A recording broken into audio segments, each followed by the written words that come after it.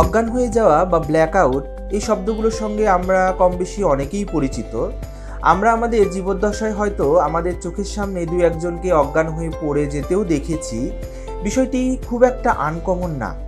কেউ যদি আমাদের সামনে হঠাৎ করে ব্ল্যাক আউট বা অজ্ঞান হয়ে পড়ে যায়, তাহলে তাৎক্ষণিকভাবে আমাদের কি করতে হবে এই বিষয়ে আজকে আমার কথা বলা।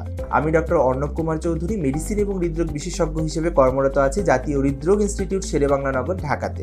ব্ল্যাক আউট বা সিনকোপ এটি খুব কমন একটি মেডিকেল সিমটম।